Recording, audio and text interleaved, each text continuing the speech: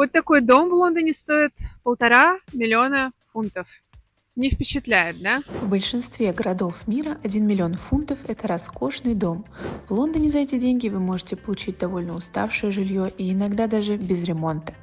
Аренда обычной квартиры здесь начинается примерно от 2000 фунтов в месяц, и выглядит такое жилье очень скромно. Почему же тогда недвижимость в Лондоне стоит таких денег? И за что на самом деле платят люди?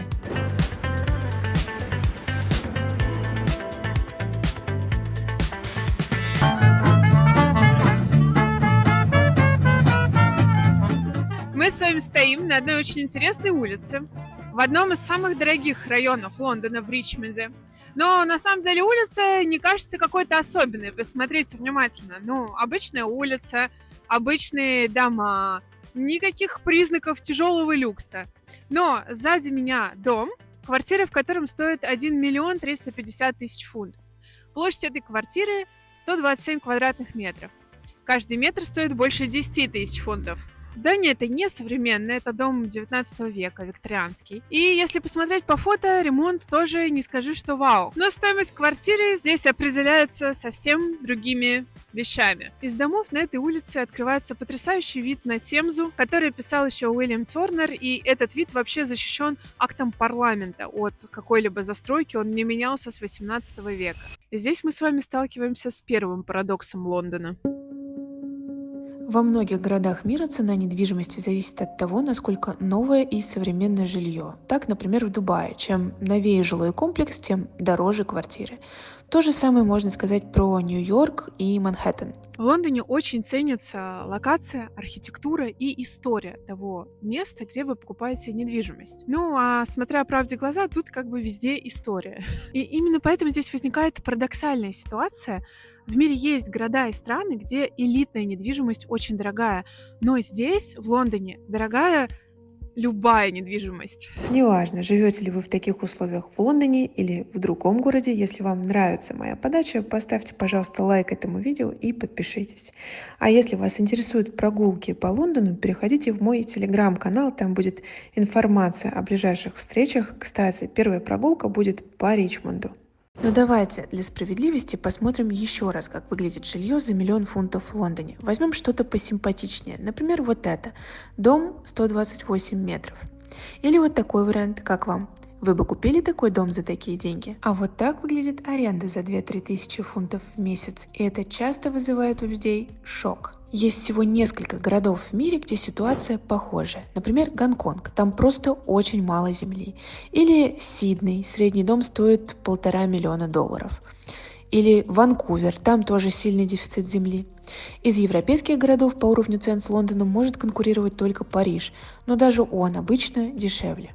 У этой проблемы есть глобально две причины. И самая первая – это дефицит жилья. У меня есть ролик про отношение британцев к винтажу и ко всему старому, и там я подробно объясняю причины такой любви ко всему старинному в UK. С недвижимостью работает такая же логика. Большинство домов в Лондоне построены где-то 100, 200, 300 лет назад. И очень многие из них имеют статус listed buildings, то есть они охраняются государством, их никуда нельзя сносить, менять, перестраивать и уж тем более строить вместо них многоэтажки. Можно грубо поделить большую часть домов в Лондоне на 4 типа.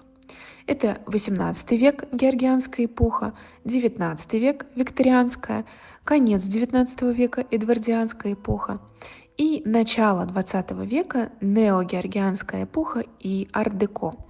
Все эти дома являются частью облика города, но если вам этих ограничений мало, то вот еще. В Великобритании действуют planning laws, то есть нельзя просто так взять, купить землю и построить дом, какой вам нравится. Нужно обязательно этот проект утвердить, и шанс того, что где-то посредине викторианских домов вам разрешат построить 10-этажный дом, он стремится к нулю. Но помимо этого в Лондоне еще есть целые conservation areas, то есть районы целые, которые охраняются, облик которых охраняется. Там нельзя перестраивать фасады, нельзя менять окна на пластиковые, нельзя достройки какие-то делать без разрешения, потому что весь район представляет из себя ценность для города. Ну хорошо, а почему тогда не построить больше вот таких вот небоскребов? Дело в том, что существуют законы специальные, которые не разрешают, например, перекрывать вид на собор Святого Павла, который за мной находится. Вот нельзя просто это делать ни под каким видом, ни за взятку, ни по знакомству.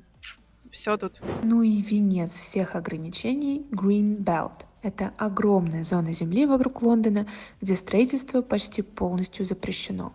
Это ограничение ввели после Второй мировой войны, и цель была очень простая — не допустить того, чтобы город бесконечно разрастался, не допустить образования спальных районов. И, естественно, важна была экология, то есть нужно было сохранить зеленый пояс вокруг города, чтобы здесь не задыхаться. Лондонский Green Belt занимает 5000 квадратных километров, что вообще-то больше по площади, чем сам Лондон. С одной стороны, все это делает Лондон очень красивым. И Лондон — это один из самых зеленых мегаполисов в мире. Просто представьте себе, что в центре, на Пикадилли, на крыше магазина Fortnum and Mason живут пчелы, и они дают мед. Вот именно за счет этих ограничений и достигается такой эффект, что ты идешь по городу, и у тебя ощущение, что ты в кино. Ну, очень красиво, правда. Лондон очень кинематографичный. Небоскребы здесь есть только в определенных районах. Это Сити, Canary Wharf.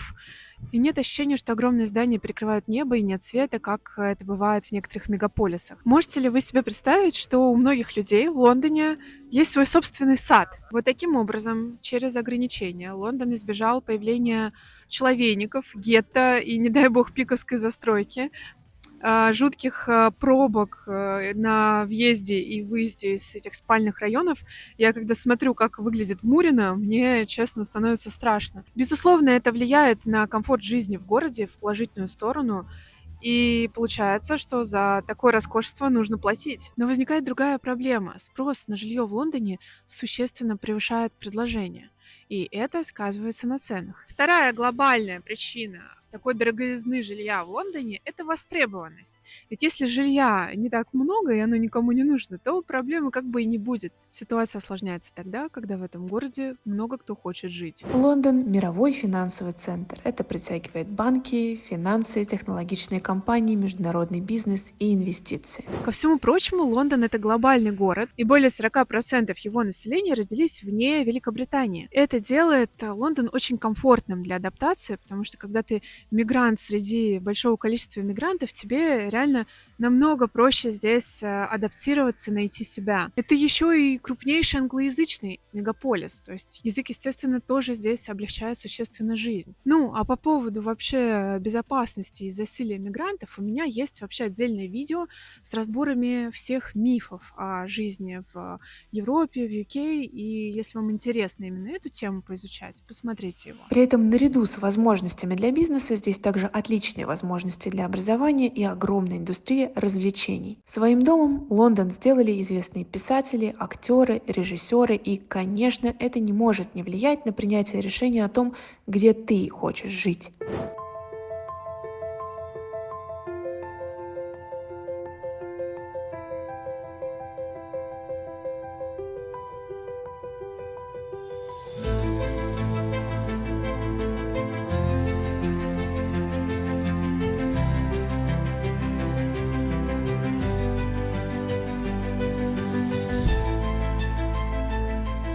Феномен Лондона в том, что люди здесь платят не за квартиру, не за само жилье, а за возможность жить в одном из самых востребованных городов мира. Иногда в желтой прессе можно увидеть сообщение, что из Лондона уезжают богатые люди. Возможно, частично это так, и люди с реально большими капиталами уезжают из-за налогов. Но это, тем не менее, никак не сказывается на обычном сегменте жилья. До сих пор здесь живет больше 200 тысяч миллионеров, и по этому показателю Лондон входит в топ городов Европы.